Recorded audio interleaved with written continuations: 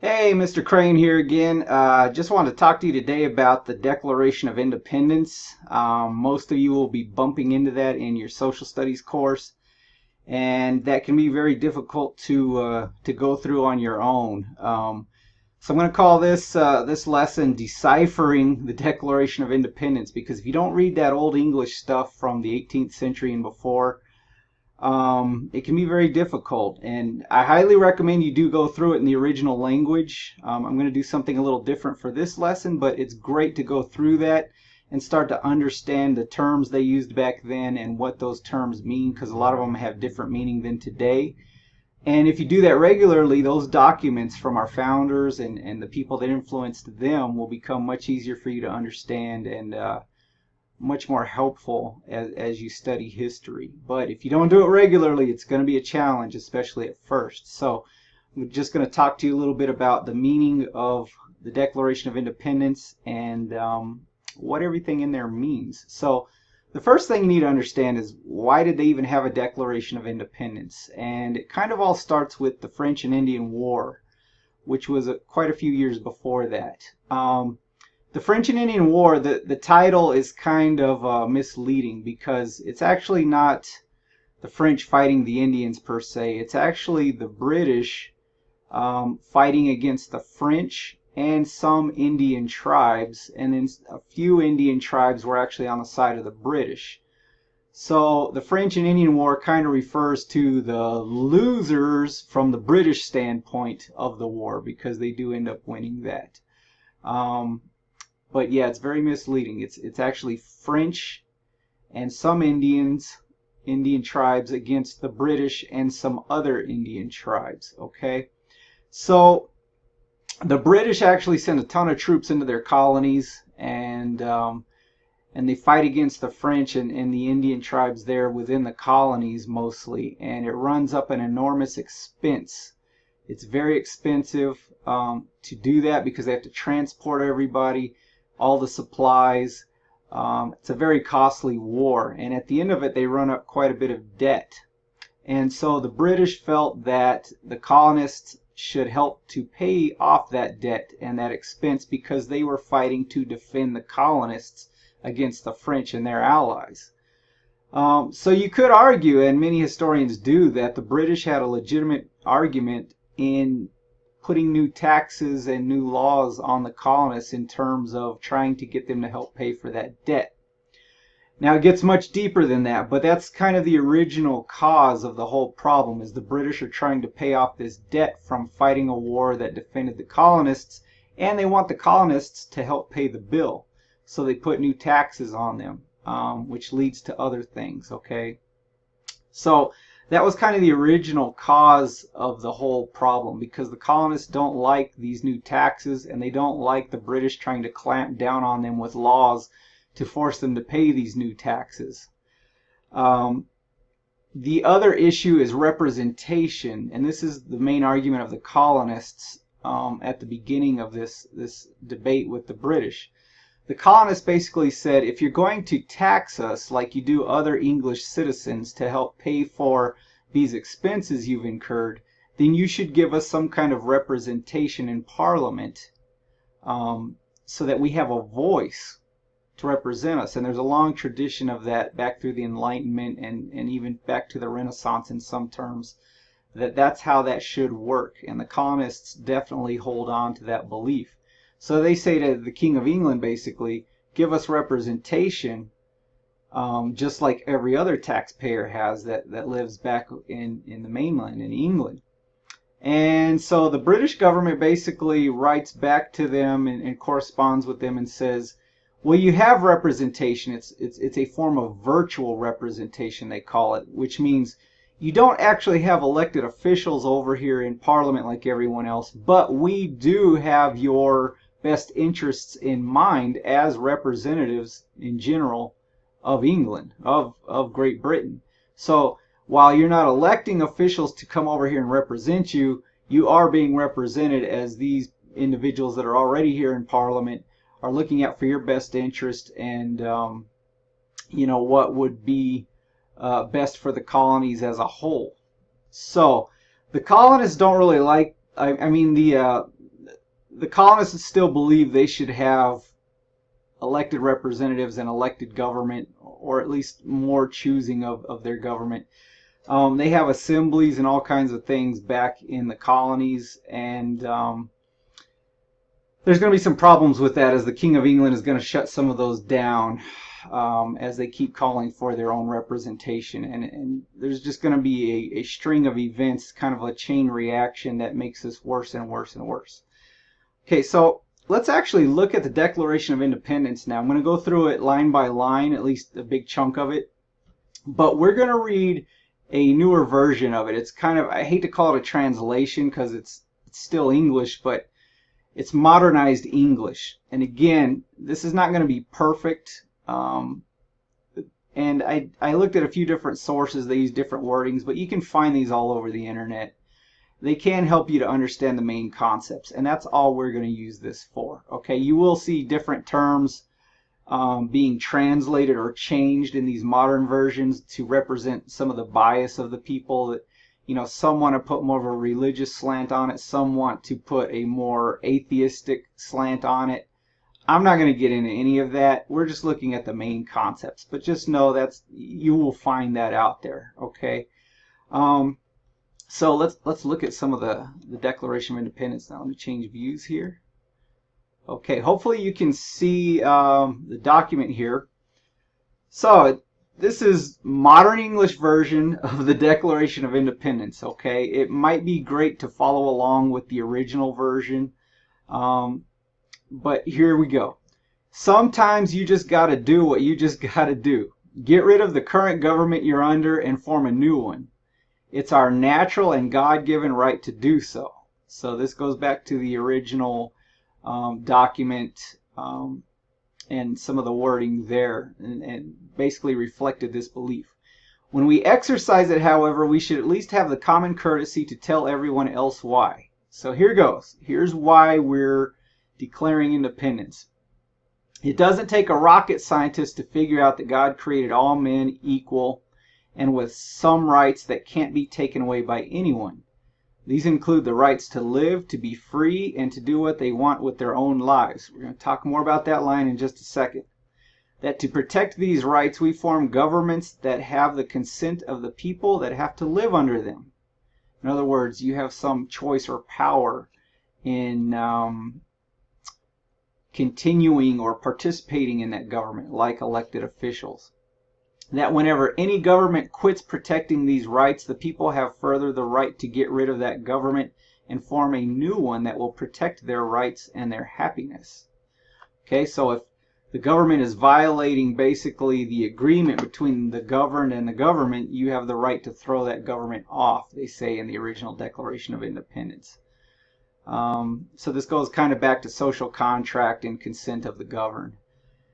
Now, it's not smart just to go changing governments for every little thing, especially when the one you already have has been around for so long. People usually put up with as much nonsense as we can before we go through the trouble of uprooting everything and starting over. And in the original document it says basically that people will undergo tons of hardships before resulting to something this drastic. But when the government keeps obviously abusing and taking away our rights, and following an obvious agenda that looks like it will lead to a dictatorship, we not only have the right but the duty to get rid of that government and form one that will actually secure our rights into the future. We have suffered like this long enough. It is now necessary to change our government. The establishment has done nothing but repeatedly violate our rights and take away our freedoms, and it's obviously on its way to a tyranny over the states and people. Just consider some of the things we had to put up with under this government. So here we go into the list of complaints. A lot of people have issues with these and don't understand these very well. So I think this will be the part that mainly helps you with this revamped, modernized English version, okay? Complaint number 1. It won't pass laws that we need or want, or threatens to veto them when we do. So they can't get laws passed. A lot of those referred to slavery, actually, but a lot of other things too. And when they passed them in their colonial governments, the King of England would either basically dissolve those laws or not allow them to enforce them. going to talk more about that in just a second on the slavery issue. That was a huge one. Second, when the states do sign laws we need and want, the federal courts or Congress strike them down. And it was basically the Parliament and the courts of England and the king sometimes directly. Sometimes the court ties them up and suspends them, and sometimes when we do want the Supreme Court to rule, it refuses to hear the case.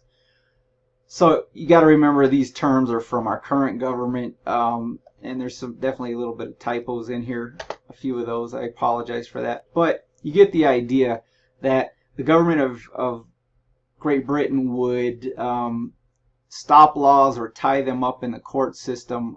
They would find a way to stop the colonists from getting what they wanted when it was not in the best interest of the government of Great Britain. Okay. It confiscates large tracts of land under federal jurisdiction. When it says federal, you're really referring to not so much a federal government as we have in America today through our Constitution, but basically it means the national government or the king and his government back in England.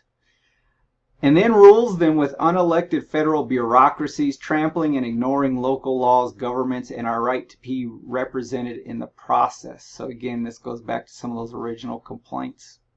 It plays games with schedules and holds secret, closed-door meetings so that our representatives are either out of town or locked out of important decisions and votes. When it appears that someone will actually stand up to the tyranny, that person is locked out, intimidated, or marginalized in the media in order to ignore or silence all opposition. It leaves the people and the states vulnerable to tyranny and even to mobs because their representatives are ridiculed and left powerless. It has obstructed justice by refusing to make his judges and officials play by the same rules as everyone else. It only appoints judges that agree with it and which it can control. It grows the size and power of government with all kinds of new unelected bureaucrats and sends out armed agents to harass people with all kinds of rules and regulations and to collect taxes, fines, and fees until we have nothing left. You're going to see a lot more of this in American history later on. It maintains a standing army among us during peacetime without any declaration of war from Congress. It has militarized both federal and local police and has made them unaccountable to local people and a threat to local freedoms. It has even combined the president's powers or the king's powers with those of Congress to override the Constitution and our state and local laws, for maintaining huge military bases among us and forcing us to pay for them, for shielding government agents, including police, SWAT, courts, and federal agents, from punishment for offenses and even murders they should commit on the people, for interfering with our trade and markets throughout the world. You may not realize, but the king would not allow the colonists to trade with other countries in most cases because he wanted it to benefit England first, and so that really hurt their possibilities of making a profit and providing for their families, and was a huge complaint too. Let's see. For imposing all kinds of taxes, fines, and fees on us without our consent. Again, some of those you could argue were legitimate because they're trying to pay for the expenses from the French and Indian War, but at the same time it gets pretty excessive. For denying the right to trial by jury in many cases, for hauling us off to distant prisons on false charges. So oftentimes the king would have criminals or people that are acting against the crown brought back to England and tried, and they had a much higher, I guess you would say, conviction rate. They got much higher penalties and were found guilty most of the time because it's a very biased position to be in. Let's see. For abolishing common law and establishing arbitrary government throughout the courts, for overriding state constitutions, striking down our most important laws and manipulating our state and local governments, for replacing the role of state and local legislatures with federal or basically national laws and bureaucrats. It ignores the people when they need government and leaves us at the mercy of its armed agents and bureaucrats. It takes everything it wants and destroys anything that stands in its way, including people. It even lets foreign soldiers train on our soil for war against us, and would not hesitate to employ them in its destruction of our liberties, and it is already preparing for cruelties more fitting the ages of barbarism than of anything you could call civilization. It employs our own troops against us. Our own sons and daughters are prepared and conditioned to be our executioners, and to give their lives in doing so if necessary. It has instigated riots among us, and has created class warfare that leads to violence against man, woman, and child alike, as well as the destruction of property. We have endured these oppressions for decades, and all along the way we have tried patiently to use the system itself in order to fix the problems. But things have only gotten worse. It's time we acknowledge that any government that acts this way is not fit to be the government of a free people. It's not for lack of trying that we arrive at this decision. We have repeatedly complained about the legislature and its failures. We have told the story of our founding fathers and our rights over and over. We have begged the officials to find justice and love in their hearts, and we have pleaded with them as brothers to stop these invasions which can only either end in tyranny or force us to act. They apparently don't care about justice or brotherhood, and since this can only mean they prefer injustice and tyranny, we'll have to accept the fact that they are our enemies, even if they would otherwise be our friends. In light of all this, we can only appeal to the true supreme judge of the world to set things right. They're talking about God here. As representatives of a new system, we declare that we have the right to be free and independent states, and that we are so as a matter of fact. We absolve ourselves totally of all ties to the former government that has become a tyranny. It is now to us like it never even existed. As a new free government, we have the same rights as any other government. Declare war, make peace, make alliances, open for commerce, and do anything any other state or nation can rightly, under God, do. And for this newly declared independence and liberty, we solely trust God Himself for our protection, and we pledge to support each other with our lives, fortunes, and sacred honor. If you don't know, the punishment for this kind of an act would usually be hanging and confiscation of your family's property. A lot of bad things were going to happen to these men if they weren't successful. So they're basically putting their lives on the line here, and they know that. And so they say we pledge support with each other with our lives, fortunes, and sacred honor, because they will lose those things if this doesn't work out well. Now, let's go back to a couple terms here. The famous line.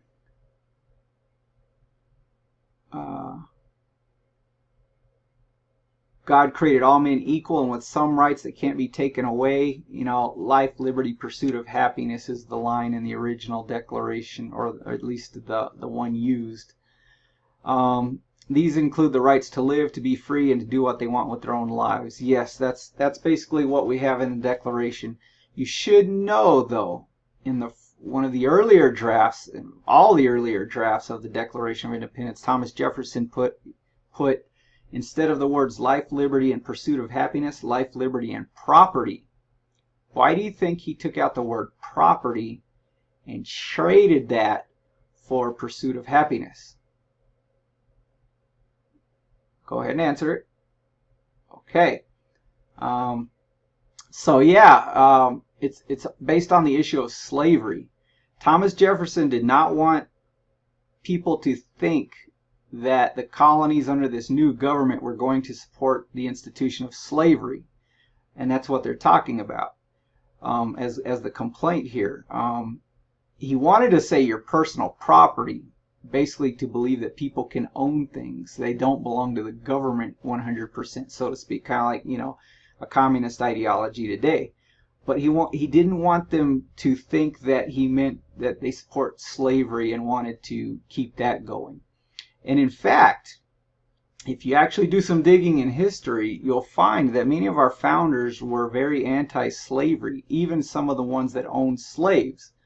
For instance, George Washington and Thomas Jefferson did own slaves. Thomas Jefferson worked very hard to try to get rid of slave ownership laws in Virginia when he was the governor there and when he served in the Congress there.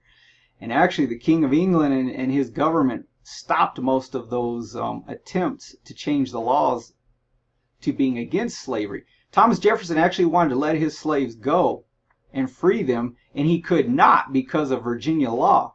And he tried to change the laws, and the King of England actually stopped him from being able to do that. So here we have a slave owner who knows it's wrong to continue to support slavery or to have slavery. He wants to end it in his colony in Virginia, and he wants to free his slaves, and he can't because of the government of England. They won't let him.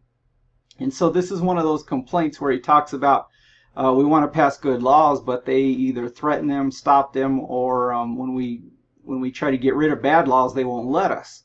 And that's one of the big ones that we're talking about with Jefferson here. And also Washington was very much against slavery as well. He did own slaves, but one thing he did do that was different was he would actually allow his slaves that once they worked so many hours of the day, they could work on their own farms and make their own money on the side. In addition to that, he actually put it in his will that when he and his wife died, their slaves would be freed and they would actually collect an allowance from his estate for the rest of their lives. So in a sense, in essence there, he's taking care of them even though he's gone. It's also well known that some of the slaves, when those things come to be, they did not want to leave Washington's estate. They were pretty happy there and were doing well there. Of course, that's not always the case in slavery in America. You know, there's horrible stories and horrible experiences, but you should know that many of our founders were working behind the scenes to try to get rid of this or to stop it where they were touched by it. And actually, many of them were actually abolitionists. Benjamin Franklin and Samuel Adams. John Adams never owned slaves, were against it, wanted to make it illegal. And one thing you should think about is, why did they not do that when they get rid of the English government? And if you read James Madison's notes from the Constitutional Convention, when they, after the war, and they're in there trying to write our new government, create our new government, and write a constitution to support it, there's a big fight. The northern colonies do not want slavery at all, and they bring that up.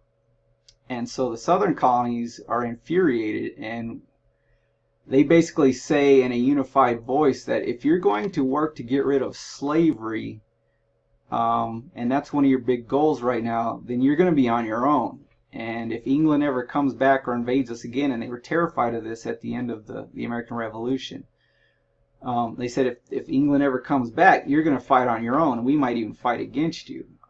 And there were all kinds of threats and things like that going on. So the northern colonists basically decided we have to drop this for now because we would not be strong enough to hold off England if they came back, and then slavery would be reinstituted, and a lot of us would be have a lot of our rights taken away, and we wouldn't have a good opportunity to get rid of this in the near future. In another lesson, I'll talk about this more, but with the 3/5 Compromise and the Northwest Ordinance, Washington and many of the founders actually try to set up our Constitution in a very anti-slavery manner, where the 3/5 Compromise can actually allow anti-slavery states to, over time, take over the House of Representatives and limit the representation of pro-slavery people in the South. And then as new states come in through the Northwest Ordinance, the Senate in our Congress could actually become anti-slavery over time as new states are admitted. So you would actually have the Congress over time almost assuredly going anti-slavery. And then if you could just get an anti-slavery president in there, you could actually overturn slavery and make it illegal in the years to come. And that's kind of what our founders, many of them, were working toward. Of course, it doesn't work by the time the Civil War happens, but our Constitution and many of our founders were very much anti-slavery and trying to achieve that over time so that they wouldn't lose the South, but they could actually do it through law, through Congress and legislation. Okay. One last thing to think about. Why did they write this document and put it out all over the world? Why would you do that? You know, part of the answer is kind of in the first part. It says, let's see. When we exercise it, however, we should at least have the common courtesy to tell everyone else why. So why are we using our natural God-given right to overthrow our government, basically? So the main reason I can see that they would do this is they want to get it out to the whole world and hopefully get some alliances with other countries like France especially, and maybe Spain, to help fight against Great Britain and the king, because they were the greatest superpower on earth at that time, and this is just a ragtag bunch of colonists trying to learn how to be an army, and they need help. And so they're putting this out kind of as a big commercial to signal, this is what we believe and this is what we're fighting for, but also we need help. And so it kind of works in a way. It takes a while, but after some time, the French, who are our main ally at that time, come in and help us and provide an enormous amount of support. Probably without it, we would not have defeated Great Britain in this task. So it does kind of work in that way. It just takes a while. So that's basically all I have on this. Down at the bottom here are some review questions for you. I would definitely suggest you take a look at those and see if you can answer those. I put a blank number 7 there because if you have any questions on any of this that I did not put in here, please send those to me or set up a tutoring session and we can talk about that. Okay? So I would definitely take notes on this, or at least answer these review questions and save that where you can find it, because if you're taking a history or a government course, even US or world, you're probably going to bump into these ideas at some point, and this could be very helpful to you. Okay? So contact me if you have any questions, and good luck. Keep working hard.